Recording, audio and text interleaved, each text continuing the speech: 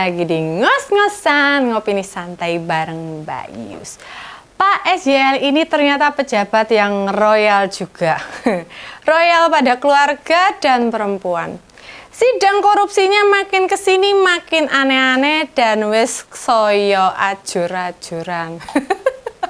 Fakta terbaru di persidangan selain tersangkut kasus korupsi dan gratifikasi, Pak SYL juga menitipkan penyanyi dangdut Nayunda Nabila sebagai pegawai honorer di kantornya dengan gaji 4,3 juta per bulan. Nih kok ada penyanyi dangdut bareng sih? Lah emangnya tugasnya dia apa? Apa dia suruh dijoget-joget gitu di tengah sawah supaya tanaman padi makin produktif gitu?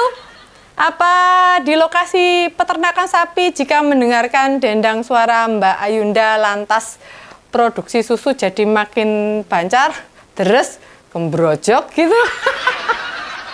Atau pas ada hama menyerang, datangkan saja Mbak Nayunda, nantilah hama tanaman kabur semua, gitu. Soalnya gini, berdasarkan keterangan anak buahnya Pak Mentan, masuknya kantor cuma 2 kali saja. Ya bisa jadi kita yang harus ngertiin. Indonesia ini negara agraris, lahan pertanian serta jumlah peternakannya itu banyak.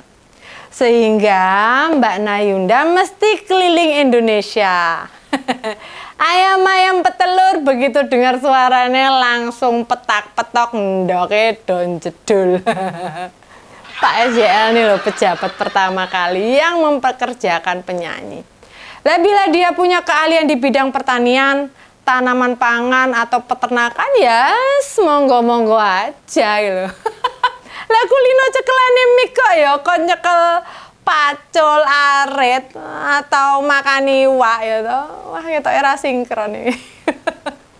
Penyanyi dangdut barang dititip-titip ke segalanya. Soal titip-menitip pegawai sebenarnya sudah hal yang biasa. Hal lumrah terjadi. Istilahnya orang dalam membawa kerabat atau teman bisa pula kenalan ikut bergabung. Wes biasa. Yang tidak biasa itu karena penyanyi titipan ini. Tidak bekerja di Kementan, tapi honornya diambilkan dari anggaran Kementan. Nah, iya nih. Nayunda meskipun mendapatkan honor dari Kementan, tetapi tugasnya sebagai ajudan atau asisten anak Pak SYL yang duduk sebagai anggota DPR RI dari Partai Nasdem. Kurang bermain cantik, Pak. Mesti nih, kalau gajinya diambilkan dari Kementan, ya suruh bekerja membantu Kementan gitu loh. Ya toh? Yang kasih gaji Kementan malah kerjaannya jadi staf ahli DPR, ya toh? Sementara staf ahli, ajudan, atau sekretaris pribadi DPR ada anggarannya sendiri gitu loh. Yang bayar ya negara. Jangan dikira anggota DPR punya sespri, ajudan, tenaga ahli. Itu bayar pakai uang mereka, enggak ada itu. Gajinya pun lebih dari 5 juta sekarang. Untuk aspri itu ya toh. Yang tidak dibayar negara itu adalah sopir pribadi. Lawang ada anggaran sendiri ya. Dibayar bapak enjuk anggarannya aspri kemana itu ya toh? Yang tanda tangan dan terima duit dari DPR enjuk sopo. Sampai sejauh ini kasus yang membelit Pak SYL, kira-kira gimana respon Pak Jokowi ya? Saat Pak SYL korupsi kan masih menjabat sebagai menterinya Pak Jokowi. Kok kesannya Pak Jokowi adem ayem saja ini, nggak begitu memperhatikan orang gagasan, orang urus gitu ya. Kira-kira Pak Jokowi itu tahu nggak ya, atau sengaja dibiarkan saja? Karena bisa dijadikan senjata pamungkas untuk menundukkan Partai Nasdem harus ikut kemauannya Pak Jokowi, gitu loh. Nah kalau nyimak persidangan Pak SYL ini sudah keterlaluan, kebangetan, bener-bener kebangetan gitu, gregetan sampean. Nah uang hasil korupsi buat foya-foya, nutupi kebutuhan keluarga, istri, anak, sama cucu juga. Dari persidangan terungkap fakta-fakta aliran uang haram tersebut ya toh, yakni untuk membiayai berbagai keperluan pribadi Pak SYL diberikan kepada Partai Nasdem dan Komjen Pol Purnawirawan Firly Bahuri saat masih menjadi ketua KPK. Wah. Pasta.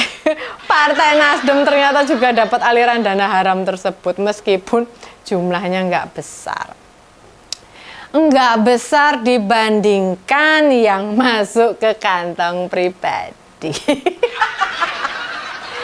Bendahara Umum Partai Nasdem Ahmad Syahroni membenarkan kalau Pak SYL pernah mengirimkan uang ke Nasdem sebanyak 2 kali dengan total sebesar 840 juta. Wey. Istilahnya mungkin semacam setoran, upeti, tanda terima kasih gitu loh. Nah, jika Pak SYL setor segitu, bagaimana dengan dulu Pak Joni G. Plate saat menjabat jadi Menkominfo, setor berapa? Semoga Bu Siti Nurbaya yang masih jadi Menteri Kehutanan dan Lingkungan Hidup nggak setoran, Bu. Aliran uang haram juga disinyalir mengalir ke rekening Ketua KPK, Firly Bahuri. Dalam berita acara pemeriksaan ajudan SYL bernama Panji Hartanto, Ketua KPK Firly Bahuri disebut pernah meminta 50 miliar kepada Pak SYL. Lah kok ya Ketua KPK itu sikapnya kaya rampok wae ya. Korupsi 44,5 miliar, dijaluk 50 miliar. Berarti masih tombok 4,5 miliar dong kuwi Pak SYL ya toh. Atau malah Pak Firly ini tahu korupsinya Pak SYL lebih gede dari itu sepertinya. Iya toh? Semoga semua bisa terbongkar ya. Yang mana ini jumlahnya gitu loh. Marwah lembaga anti rasuah yang menjadi andalan masyarakat untuk mengungkap kasus-kasus korupsi nyatanya jadi hancur karena perilaku pimpinannya. Hancur karena ikut-ikutan, pengen menikmati duit korupsi. Ibaratnya karena nila setitik rusak susu sebelanga. Susu sebelahnya apa susu sebelanga? Susu sebelanga. Sampai keliru nyebutnya. Sebelanga. Repot ini, repot. Wes repot banget karena ulah satu orang saja tapi nama baik dan reputasi KPK jadi sorotan. Kita sebagai masyarakat jadi bingung gitu. Wes ketuane korupsi. Memeras gitu. Anak buahnya kan ya punya kasus yang sama gitu. Sebelumnya juga sudah terbongkar para tahanan diperas duitnya dan dinikmati para pegawai. Ajur jom ajur. Jadi wajar saja jika tingkat kepercayaan publik menurun pada KPK. Bukan rahasia lagi perihal independensi telah menggerogoti KPK sejak revisi Undang-Undang KPK yang salah satunya mengamanatkan pegawai KPK menjadi ASN. Belibet.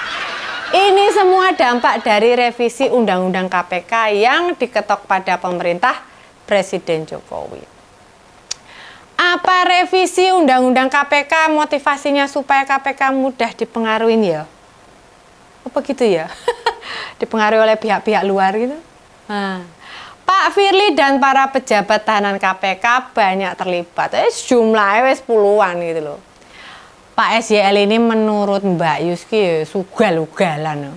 Lah mosok di persidangan juga terungkap fakta kalau ada uang diduga hasil pemerasan dari anak buahnya. Yakni uang dari setoran yang dimintakan secara paksa kepada sejumlah ASN di internal Kementerian Pertanian. Digunakan untuk kepentingan pribadi dan keluarganya termasuk sang anak. Iki wis bener-bener sora umum, sora wajar. Di luar nulur karo nalar ya toh. Uang digunakan untuk membayar pembantu, pembelian rumah, biaya dokter kecantikan, renovasi rumah anak SYL, biaya sound system serta masih banyak lagi. Piye kuwi? Bangetan pora kuwi. Hanya laku. Kurangnya apa ya?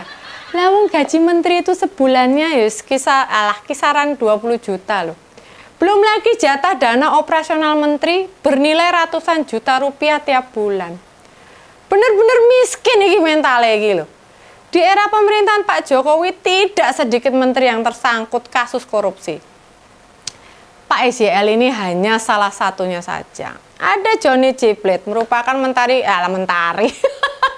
merupakan Menteri Komunikasi dan Informatika, tersandung kasus dugaan korupsi proyek pembangunan Base Transceiver Station atau disingkat BTS ya, 4G ya toh, dengan nilai kerugian negara sebesar 8,32 triliun. Ada Pak Edi Prabowo, adalah Menteri Kelautan dan Perikanan yang terjerat kasus korupsi terjaring dalam OTT KPK ya toh.